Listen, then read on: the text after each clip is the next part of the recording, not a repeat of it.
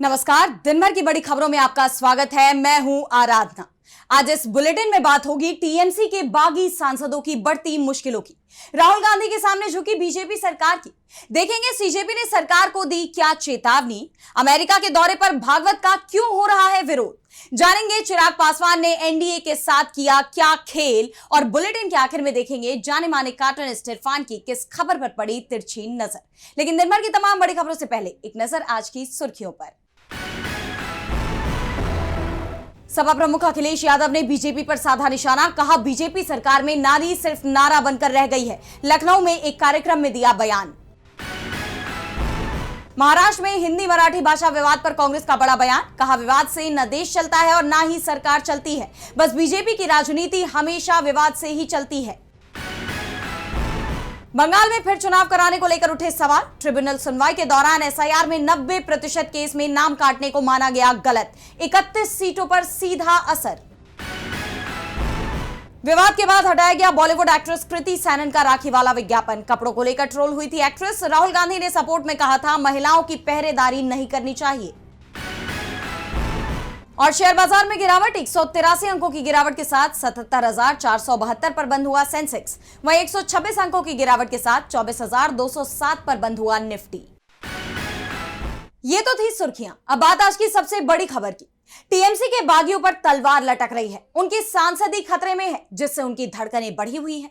इस बीच अब लोकसभा सचिवालय ने भी सांसदों के खिलाफ दायर अयोग्यता याचिकाओं पर औपचारिक कार्रवाई शुरू कर दी है। तो क्या है ये पूरा मामला, जानने के लिए देखिए ये रिपोर्ट। बंगाल की राजनीति में टीएमसी के अंदर चल रहा विवाद अब संसद तक पहुंच गया है। लोकसभा सचिवालय ने 20 बागी टीएमसी सांसदों को नोटिस जारी कर उनसे जवाब मांगा है। ये नोटिस 25 अगस्त की तारीख का है, जिसमें अभिषेक बनर्जी की तरफ से दायर सदस्यता रद्द करने वाली याचिका की कॉपी भी भेजी गई है। सांसदों को नोटिस मिलने के 7 दिनों के अंदर जवाब देने को कहा गया है। बता दें कि ये मामला संविधान की एंटी डिफेक्शन व्यवस्था के तहत दायर याचिकाओं से जुड़ा है।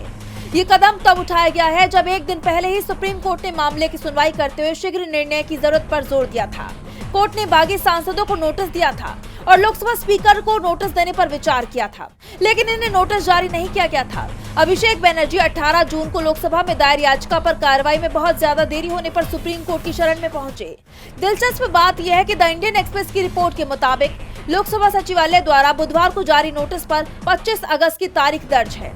इसी दिन सुप्रीम कोर्ट में सुनवाई के दौरान सॉलिसिटर जनरल तुषार मेहता ने अदालत को बताया था कि लोकसभा अध्यक्ष की तरफ से संबंधित सांसदों को पहले ही नोटिस जारी किए जा चुके हैं।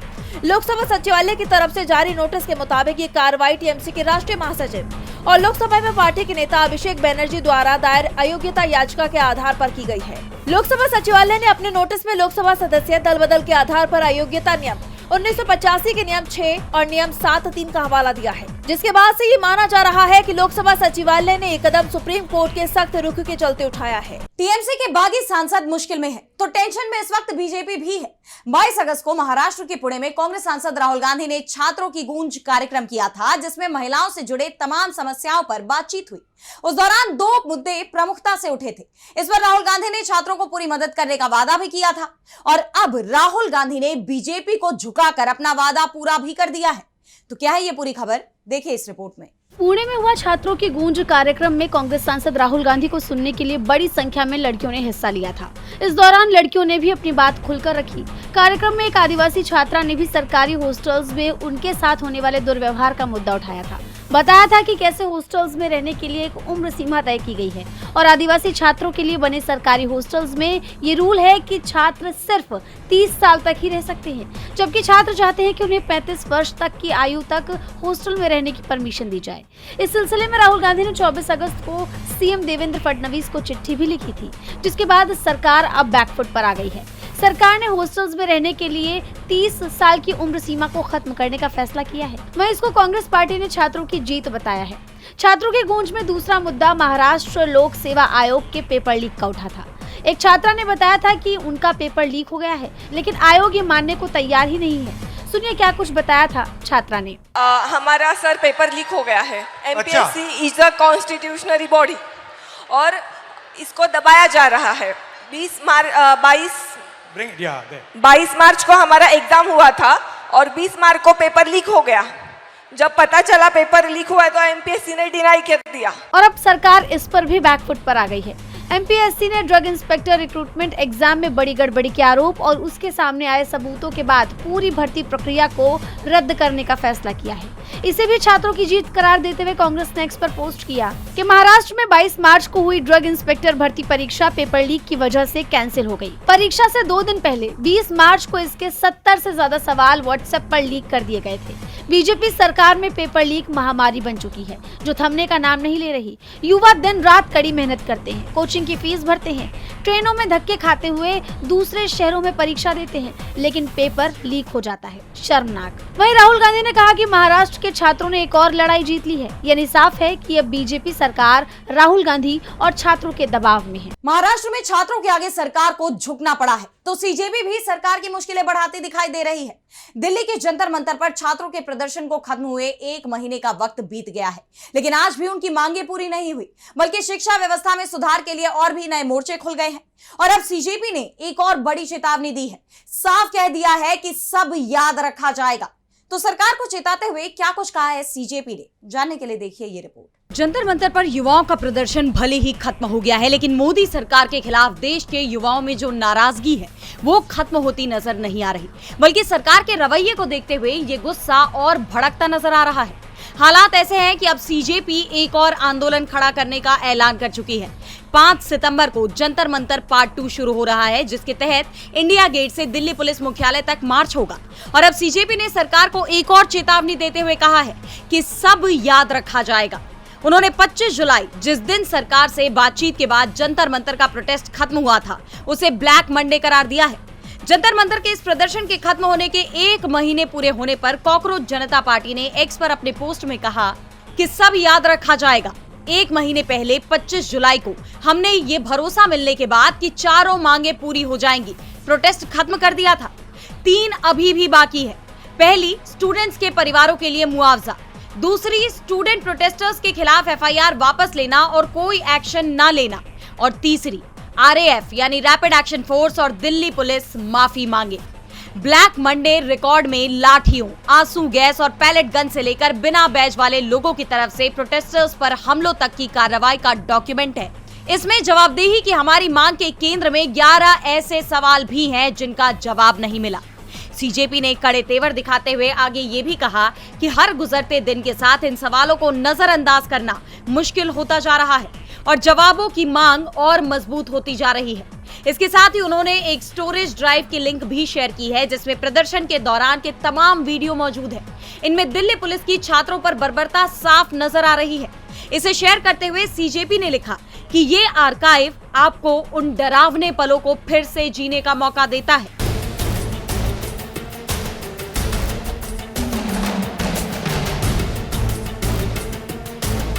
जिस तरह अब सीजेपी ने एक बार फिर ब्लैक मंडे के नाम पर सरकार को चेतावनी दी है, वो मोदी सरकार के खिलाफ अपने विरोध को तेज करती नजर आ रही है। इससे सरकार की चिंता भी बढ़ती दिखाई दे रही है। लेकिन सवाल ये है कि क्या सीजेपी के दबाव में सरकार अपने वादों को पूरा करेगी, ये देखना होगा। सरकार के खिलाफ युवाओं में गुस्सा बढ़ता जा रहा है तो मोहन भागवत को भी विरोध का सामना करना पड़ रहा है।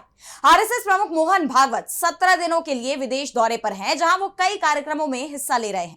लेकिन भागवत को विदेश में भी विरोध का सामना करना पड़ रहा है, जिस पर भारत में भी विपक्ष की प्रतिक्रिया आई है। तो क्यों हुआ भागवत का विरोध, जानने के लिए देखिए ये रिपोर्ट। राष्ट्रीय स्वयंसेवक संघ यानी आरएसएस को लेकर भारत में सियासी पारा हाई रहता है। विपक्ष कई बार संघ और संघ प्रमुख मोहन भागवत को लेकर सवाल उठा चुका है और अब विदेश में भी मोहन भागवत को विरोध का सामना करना पड़ रहा है। आप जानते हैं कि मोहन भागवत 17 दिनों के लिए विदेश दौरे पर हैं। इसी कड़ी में वो संघ के शताब्दी वर्ष के वैश्विक संपर्क कार्यक्रम के तहत अमेरिका पहुंचे, जहां वो 29 अगस्त को न्यूयॉर्क के मशहूर मेडिसन स्क्वायर गार्डन में आयोजित होने वाले यूनिवर्सल वननेस के कार्यक्रम में लगभग 5000 भारतीय प्रवासियों को संबोधित करने वाले हैं। लेकिन उनके कार्यक्रम को लेकर अमेरिका में सियासत और विरोध प्रदर्शन शुरू हो गए हैं। न्यूयॉर्क सिटी के मेयर जोहरान ममदानी ने इस आयोजन का विरोध करते हुए इसे भारत के धर्मनिरपेक्ष ताने बाने के खिलाफ बताया। वहीं अमेरिका में हुए भागवत के विरोध को लेकर भारत में भी सियासत गर्मा गई है। विपक्ष ने संघ प्रमुख को घेर लिया है। कांग्रेस सांसद पवन खेड़ा ने कहा है कि उन्हें अपने विरोध से निपटने दे, मोहन भागवत को भी कोई फर्क नहीं पड़ता। भागवत को जवाब देने दीजिए कि पैलेट गन के इस्तेमाल का आदेश किसने दिया। हमें इससे कोई समस्या नहीं है, हम जवाब स्वीकार करेंगे। कुल मिलाकर देश में तो भागवत पहले से ही घिरे हुए हैं और अब विदेश में भी उनका विरोध शुरू हो गया है। अमेरिका में मोहन भागवत का विरोध सुर्खियों में है तो बिहार में एक बार फिर सियासत गर्मा गई है। एनडीए के अंदर सब कुछ ठीक है या नहीं, इसे लेकर सवाल उठने लगे हैं। इसकी वजह है केंद्रीय मंत्री चिराग पासवान, जो बिहार के छात्र आंदोलन के समर्थन में खुलकर सामने आए हैं। एक तरफ सरकार जहां छात्रों से दूरी बनाए दिख रही है, वहीं चिराग धरना स्थल तक पहुंच गए हैं और बड़ा बयान भी दिया है, जिसे लेकर चर्चाएं काफी तेज है। देखिए ये रिपोर्ट। बिहार की राजनीति में इन दिनों छात्र आंदोलन ने सियासी हलचल तेज कर दी है। बीपीएससी और ट्राई-4 परीक्षा से जुड़ी अपनी मांगों को लेकर छात्र सड़कों पर हैं और सरकार से लगातार जवाब मांग रहे हैं, जिससे सरकार मुंह छुपाती हुई नजर आ रही है। लेकिन इसी बीच एनडीए में मची खलबली भी सामने आने लगी है। दरअसल केंद्रीय मंत्री और एलजेपीआर के प्रमुख चिराग पासवान खुद को पीएम मोदी का हनुमान बताते हैं और एनडीए का हिस्सा है, लेकिन कई मुद्दों पर उनका अलग रुख देखने को मिलता रहा है। इस बार भी जब बिहार सरकार के मंत्री और बड़े नेता छात्रों से मुलाकात करते नहीं दिखे, तब चिराग पासवान खुद धरना स्थल पर पहुंचे और छात्रों की समस्याएं सुनी। सियासी जानकार इसे चिराग की सोची समझी रणनीति मान रहे हैं। छात्रों की नाराजगी और उनकी ताकत को समझते हुए चिराग खुलकर उनके समर्थन में खड़े दिखाई दे रहे हैं। उन्होंने कहा कि भावना का मैं समर्थन करता हूं और मैंने हमेशा सही सोच को उचित मंच तक पहुंचाने का मैंने काम किया। पीएचडी के छात्र भी अभ्यर्थी इससे पूर्व में जब अपनी चिंताओं को रख रहे थे और उनके कंसर्न्स थे कि यूजीसी के तहत नियमावली बिहार में नहीं बनी, इन बातों को भी मैंने मुख्यमंत्री जी के समक्ष। बता दें, ट्राई-4 अभ्यर्थियों की सिंगल परीक्षा की मांग हो या नेगेटिव मार्किंग हटाने का मुद्दा, चिराग ने कहा कि वो इन मांगों का अध्ययन कर रहे हैं और सरकार के सामने इन्हें रखेंगे। अब सबसे बड़ा सवाल ये है कि क्या छात्रों के समर्थन के जरिए चिराग पासवान बिहार में अपनी अलग राजनीतिक पहचान और सियासी लकीर मजबूत कर रहे हैं, क्योंकि एनडीए में रहते हुए सरकार के खिलाफ आंदोलन कर रहे छात्रों के साथ खड़ा होना आने वाले दिनों में बिहार की राजनीति को नया मोड़ दे सकता है। चिराग पासवान के इस कदम से एनडीए में खलबली मच गई है। बीजेपी की मुश्किलें बढ़ती दिखाई दे रही हैं। वहीं बढ़ती महंगाई को लेकर भी विपक्ष ने मोर्चा खोल दिया है। महंगाई को लेकर अब विपक्ष का गुस्सा फूट पड़ा है। इसी कड़ी में प्याज, चीनी और खाने के तेल जैसी रोजमर्रा की चीजों के बढ़ते दामों को लेकर कांग्रेस अध्यक्ष मल्लिकार्जुन खड़गे ने मोदी सरकार पर बड़ा हमला बोला है।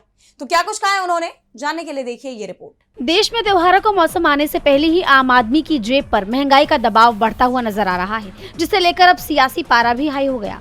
विपक्ष ने सरकार पर सवालों की बौछार कर दी है। इस कड़ी में कांग्रेस अध्यक्ष मल्लिकार्जुन खड़गे ने भी मोदी सरकार को घेरते हुए तीखा हमला बोला है। उन्होंने एक्स पर पोस्ट किया कि ध्यान भटकाने वाले स्टंट्स और बेतुकी बातों में उलझाकर भाजपा अपनी करतूतों से पीछा छुड़ाना चाहती है, पर कांग्रेस पार्टी प्लस जनता महंगाई पर सवाल पूछती रहेगी। त्योहारों पर आम आदमी की रसोई का हिसाब देखिए।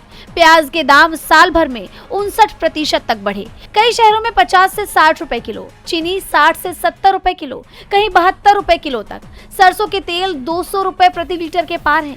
Food inflation 5.52%, wholesale inflation 9.78%। 12 साल से बीजेपी सरकार है और अच्छे दिनों का आलम यह है कि कभी दाल, कभी सब्जी, कभी तेल, कभी चीनी का दाम आम आदमी का बजट बिगाड़ देती है। कांग्रेस अध्यक्ष ने मई 2013 और अगस्त 2026 के बीच रोजमर्रा की चीजों की कीमतों की तुलना करते हुए आगे कहा कि जरूरी सामान लगातार महंगे होते जा रहे हैं। हालात ऐसे हैं कि आम चीजें आम आदमी का बजट बिगाड़ देती हैं। अब सवाल है कि त्योहारों के सीजन में बढ़ती कीमतों से आम जनता को राहत कब मिलेगी और सरकार इस चुनौती से निपटने के लिए क्या कदम उठाएगी। महंगाई ने आम आदमी की चिंता बढ़ा दी है तो मानसूनी बारिश से भी लोग परेशान हैं। जगह जगह जलभराव की समस्या देखी जा रही है। इस बीच नेपाल से भयंकर तबाही की खबर सामने आई है, जहां अचानक आई बाढ़ के कारण सैकड़ों लोग लापता हो गए। इसका असर भारत के सीमावर्ती इलाकों में भी देखा जा रहा है। बिहार से लेकर यूपी तक अलर्ट जारी है। गृह मंत्री अमित शाह भी एक्टिव नजर आ रहे हैं। तो कैसे नेपाल में बाढ़ से मचा हाहाकार, जानने के लिए देखिए ये रिपोर्ट। नेपाल में अचानक आई बाढ़ ने भयंकर तबाही मचाई है। इस बाढ़ ने तिब्बत की सीमा से लगे इलाके में कई गांवों और प्रोजेक्ट साइट्स को तबाह कर दिया। रसुआ जिले से डरने वाली तस्वीरें सामने आ रही हैं। यहाँ भोटेकोशी नदी का जलस्तर अचानक बढ़ने से टिमुरे और सयाब्रुबेसी इलाके में कई घरों को नुकसान पहुँचा है। सैकड़ों लोग लापता हो गए हैं। कम से कम 16 लोगों की जान जाने की पुष्टि हो चुकी है। लापता लोगों में 100 से ज्यादा भारतीय टूरिस्ट भी हैं और अभी ये आंकड़ा और बढ़ना तय माना जा रहा है। नेपाल के प्रधानमंत्री कार्यालय ने कहा कि बचाव और राहत कार्य को तेज करने के लिए रसुआ और आसपास के इलाकों में नेपाल सेना, आर्मी पुलिस फोर्स और नेपाल पुलिस के जवानों को तैनात किया गया है। बाढ़ की चपेट में रसुआ का एक हाइड्रो पावर प्रोजेक्ट भी आ गया है और वो बह गया। काठमांडू पोस्ट की रिपोर्ट के मुताबिक बाढ़ तिब्बत की तरफ से सीमा पार करके भोटेकोशी नदी में आई और बुधवार दोपहर तक धादिंग जिले के गलची इलाके तक पहुँच गयी। वैज्ञानिकों का आशंका है कि हिमस्खलन ने लैंडी नदी को ब्लॉक कर दिया, जिससे भोटेकोशी नदी में अचानक बाढ़ आ गई। लगभग उसी वक्त तिब्बत की तरफ से भूकंप भी आ गया था। अमेरिकी भूवैज्ञानिक सर्वेक्षण के मुताबिक गोसाईगुंडा से लगभग 47 किलोमीटर उत्तर में सुबह तिब्बती क्षेत्र में 4.4 तीव्रता का भूकंप आया। अधिकारियों को शक है कि तिब्बत में ग्लेशियल झील फटने से अचानक पानी भोटेकोशी में आ गया। फिलहाल बाढ़ की सटीक वजह का पता नहीं चल सका है, लेकिन नेपाल में आई इस आफत ने भारत की चिंता बढ़ा दी है। देश के सीमावर्ती इलाके में बाढ़ का पानी आने से खतरा बना हुआ है, जिसे देखते हुए सरकार अलर्ट पर है। बिहार में आपदा प्रबंधन विभाग ने अलर्ट जारी किया है। गृह मंत्री अमित शाह ने बिहार के सीएम सम्राट चौधरी से बात भी की है। वहीं पीएम मोदी ने नेपाल के प्रधानमंत्री बालिन शाह से फोन पर बात की और हर संभव मदद का भरोसा दिया। उन्होंने बाढ़ में जान गंवाने वाले लोगों के प्रति संवेदना व्यक्त की। काठमांडू स्थित भारतीय दूतावास ने अपने नागरिकों के लिए हेल्पलाइन नंबर भी जारी किया। इस मुश्किल दौर से निपटने की पूरी कोशिशें की जा रही हैं। और बुलेटिन के आखिर में देखेंगे जाने माने कार्टूनिस्ट इरफान की किस खबर पर पड़ी तिरछी नजर।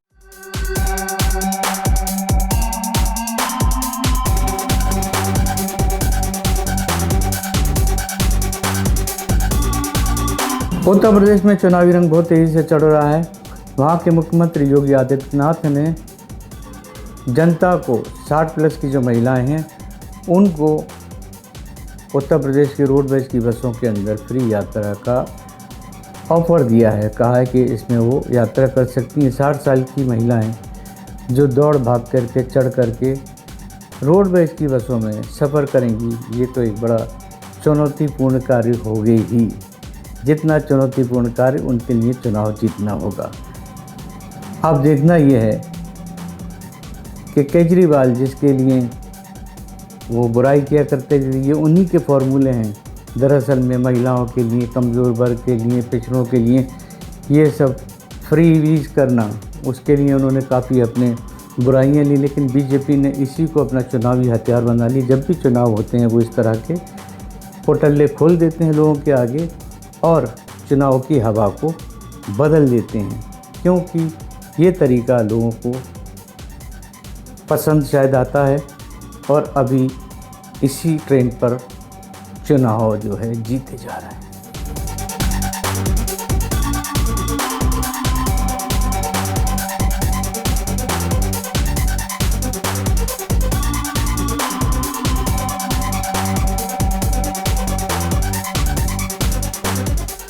बहुत बहुत शुक्रिया इरफान जी। तो आज इस बुलेटिन में इतना ही। आप देखते रहिए डीबी लाइव। नमस्कार।